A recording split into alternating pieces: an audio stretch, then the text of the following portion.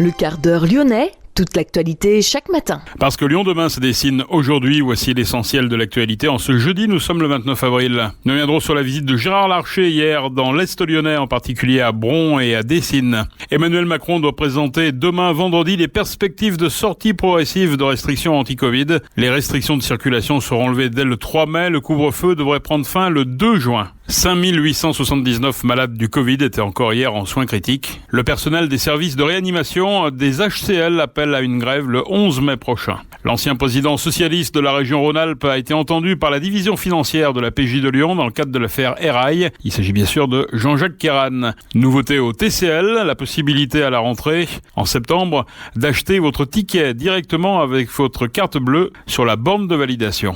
À Caluire, la maison Sainte-Claire est en cours de construction sur un terrain appartenant à l'ordre franciscain des Clarisses. C'est Habitat et Humanisme qui est à l'origine de ce projet destiné à accueillir des sourds et malentendants et des seniors. Reportage dans cette édition. Lyon demain, le quart d'heure lyonnais, toute l'actualité chaque matin. Gérald de Bouchon. Bonjour à tous et bienvenue dans ce quart d'heure lyonnais. Mais d'abord, les glaciers de la planète ont en moyenne perdu 267 milliards de tonnes par an et ce depuis 2000. Plus inquiétant encore, selon des chercheurs, outre le fait d'être massive, cette fonte s'accélère. Cette récente étude a été menée par des spécialistes français du Centre national de recherche scientifique, du Centre national de recherche spatiale, de l'Institut pour la recherche et le développement de l'Université de Toulouse et par d'autres chercheurs internationaux. L'ampleur de l'accélération de la fonte a pu être mesurée avec précision à l'aide du satellite Terra. 1,5 million d'images captées par le satellite depuis l'an 2000 ont permis d'évaluer la colossale perte de masse de la totalité des glaciers de la planète. Les glaciers situés en France ont connu un sort similaire ces 20 dernières années. Les glaciers fondant le plus rapidement se trouvent en Islande, en Alaska, mais aussi dans les Alpes, selon cette étude. Sans surprise, la cause de ce recul des glaciers est le réchauffement climatique et la hausse des températures sur la planète. Le changement de plus en plus brutal et rapide de la répartition de l'eau à la surface de la Terre est aussi à l'origine d'une déviation de l'axe de rotation de la Terre. Gérard Larcher s'est rendu hier à Bron pour évoquer les violences et menaces auxquelles doivent faire face certains élus. 10 maires de la métropole lyonnaise ont fait part au président LR du Sénat des pressions subies de par leurs fonctions. Pour Gérard Larcher, face aux violences dont sont victimes certains élus, la réponse pénale doit être forte et systématique. Gérard Larcher. Ça ne peut pas se banaliser. Voilà pourquoi la réponse de la justice doit être particulièrement ferme sur ce sujet. Nous ne devons plus avoir de plaintes, quand elles sont fondées, qui soient classées sans suite. Et là, c'est prévu dans le texte que nous venons de voter, c'était prévu dans Engagement et Proximité, et les deux gardes des Sceaux successifs ont envoyé des circulaires au parquet. Il faut considérer qu'à chaque fois qu'un élu est agressé et que les faits sont constitués, c'est la République qui est mise en cause. Gérard Larcher hier à Bron. Emmanuel Macron doit présenter ce vendredi les perspectives de sortie progressive des restrictions anti-Covid. Dans un entretien à paraître dans la presse quotidienne régionale, Jean Castex a confirmé que les restrictions de circulation seront levées dès le 3 mai et que le couvre-feu devrait prendre fin le 2 juin. Les membres des bureaux de vote des élections départementales et régionales seront prioritaires pour la vaccination, a indiqué le ministère de l'Intérieur, tout en demandant que soient d'abord sollicitées des personnes vaccinées, donc des personnes de plus de 50 ans en l'occurrence. Le nombre des malades du Covid-19 hospitalisés est repassé hier sous la barre des 30 000 pour la première fois depuis début avril. On compte encore 27 000 cas positifs par jour en moyenne ces 7 derniers jours. 5879 malades du Covid étaient encore hier en soins critiques. La France a enregistré 324 morts supplémentaires liées au Covid-19 en 24 heures. 6 cas positifs au Covid-19 parmi les surveillants ont été détectés depuis mardi à la prison de Saint-Quentin-Fallavier en Isère où est détenu notamment Nordal Lelandais. Ce foyer épidémique a été signalé hier matin à l'agence régionale de santé. Comme le veut la procédure, aucun cas n'a été signalé parmi les détenus et ce cluster n'a pour l'instant aucun impact sur la détention ni sur les extractions judiciaires, notamment celle de Nordal Lelandais. Le personnel des services de réanimation et des soins critiques des hospices civils de Lyon appelle à la grève le 11 mai prochain. Le syndicat CGT réclame notamment une meilleure reconnaissance du travail effectué ainsi qu'une revalorisation des salaires. Le personnel réclame également une réévaluation du ratio soignants en lit avec une augmentation du nombre de lits en réanimation. Lyon demain, un site internet, du son, de l'image, un média complet pour les Lyonnais qui font avancer la ville. L'ancien président socialiste de la région Rhône-Alpes a été entendu par la division financière de la PJ de Lyon dans le cadre de l'affaire Erail. En début de semaine, le conseil régional Auvergne-Rhône-Alpes a été condamné à payer 10 millions d'euros aux créanciers de l'association liquidée en 2015. Une enquête préliminaire avait été ouverte en octobre 2016. Des chefs de favoritisme, prise illégale d'intérêt et abus de confiance. Erail était largement subventionné par la région Rhône-Alpes. Sa mission était de favoriser l'exportation des entreprises locales à l'international. Elle a été liquidée suite à un vote contre de l'Assemblée régionale, supprimant une subvention de 4,7 millions d'euros. Erail avait été créé en 1987 par l'industriel Alain Mérieux, à l'époque premier vice-président de la région. Fin 2014, Erail disposait de 27 antennes dans 21 pays et employait 214 salariés, dont 52 au siège lyonnais. Nouveauté au TCL, il vous sera possible à la rentrée de septembre d'acheter votre ticket TCL directement à la borne de validation. Ce service progressivement installé dans les bus, les tramways puis dans les stations de métro est en cours de déploiement. 4000 nouveaux valideurs sont en cours d'installation dans les bus, les trams et ensuite dans les stations de métro. Le renouvellement complet de la billettique est prévu pour 2022, l'année prochaine, avec la disparition des tickets magnétiques au profit de tickets sans contact rechargeables. Lyon demain ? Écoutez Ma Différence. Nous étions des moniales contemplatives d'abord, mais on vivait de notre travail. Alors on avait un atelier de fabrication d'hosties important. Parce que non seulement on fournissait Lyon alentour aussi, mais on envoyait des caisses, disons, d'hosties. Alors à ce moment-là, on appelait les nouvelles hybrides, c'est Wallis et Futuna maintenant. Hein. Ce qui suppose qu'il y avait, je sais pas, à peu près 8 sœurs qui étaient employées là.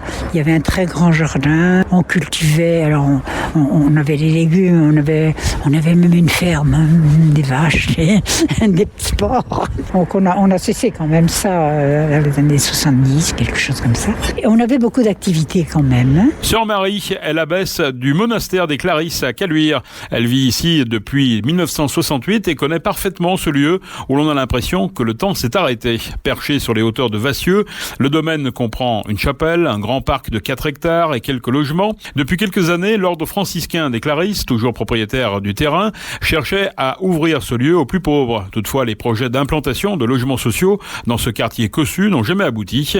Mais cette fois, le vœu des sœurs est exaucé.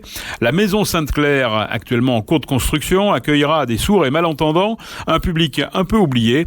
Habitat et Humanisme, qui pilote le projet, veut ainsi combler un vide. Bernard Devers, président d'Habitat et Humanisme. On les appelle d'ailleurs les sourds muets. Alors en fait, ils sont muets parce qu'en fait, ils n'entendent pas. Hein. Et donc toute la question, c'est en fait précisément de découvrir qu'ils ont aussi une langue, la langue des signes. Et donc naturellement, si on n'apprend pas cette langue des signes, en fait, on les laisse muets. Et donc il y a véritablement une invitation à une ouverture et donc à se mettre à les entendre pour comprendre aussi finalement quels sont leurs besoins. Et donc c'est vraiment le sens de cette opération. Il y a de la complémentarité, là il y a de la synergie, et bien finalement il y a des possibilités de mieux vivre ensemble. Et là nous sommes au cœur précisément d'Habitat Humanisme, bâtisseur de liens.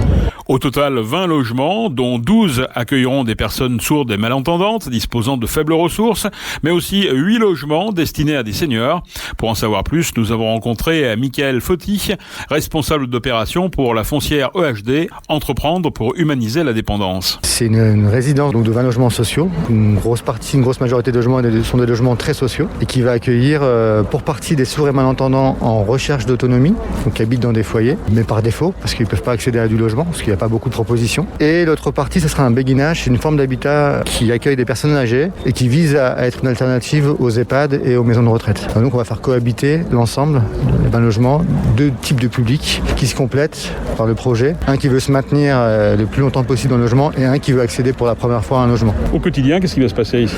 En fait, on a des salles d'activité, on aura une équipe dédiée qui viendra animer le lieu. Le béguinage s'animera avec des bénévoles d'Habitat Humanisme, mais il y a aussi l'objectif de créer une dynamique entre les locataires, donc accompagnés par nos bénévoles et par des professionnels, notamment l'IRSAM, qui est l'association qui intervient sur les sourds et malentendants, qui nous accompagne, qui est une association lyonnaise historique et qui viendra faire un appui aussi sur le projet. Il y a un vrai besoin pour ce public sourd d'avoir un accueil comme ça, d'avoir une résidence. Alors il y a un besoin d'avoir accès à du logement surtout, parce qu'aujourd'hui les logements ne sont pas forcément adaptés au handicap et puis les bailleurs sociaux sont pas toujours ouverts à accueillir des publics sourds et malentendants. Donc oui, il y a un vrai besoin de créer ce type de logement un peu individuel, mais en même temps un peu en semi-collectif pour accompagner la première location.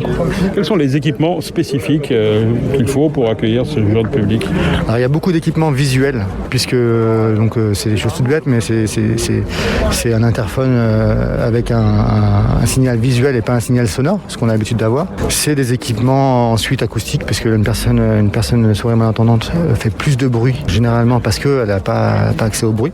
Ensuite, c'est des équipements électriques classiques qui sont rajoutés dans l'opération, mais qui sont toujours des équipements qui sont liés à du visuel pour prévenir en fait les locataires des usages.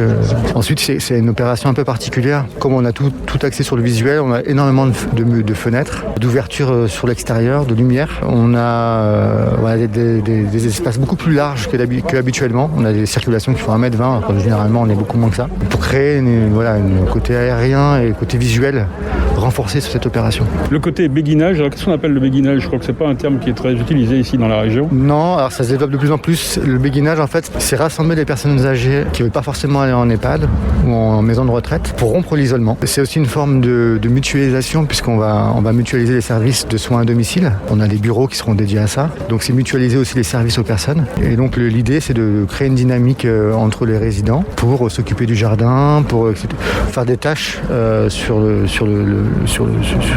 site, pour diminuer les charges et pour créer aussi une dynamique et prévenir pour le coup la perte d'autonomie et travailler sur la dépendance. Ces deux publics sont donc très complémentaires ici. Exactement. Qu'est-ce qu'ils peuvent apporter l'un à l'autre? Ça, c'est le projet qui le dira, parce que c'est un projet un peu nouveau. Ce serait un peu présomptueux de vous dire la recette et comment ça fonctionnera. Je pense qu'il faudra venir voir après, au bout d'un an de mise en service. Mais l'idée, c'est que ça se complète. On a deux grandes salles dédiées. L'idée, c'est que les publics se rencontrent et qu'il y a des liens qui soient faits.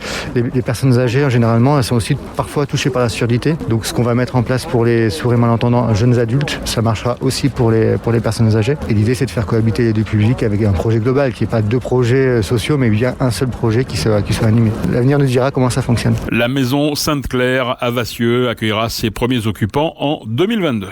Un mot de sport, Aslan Karatsev va participer à la 5e édition de l'Open Park Auvergne-Rhône-Alpes qui se déroulera du 17 au 23 mai. Classé 27e mondial, le Russe est auteur d'une saison assez incroyable. Sur 22 matchs disputés, il en a remporté 17 pour 5 perdus.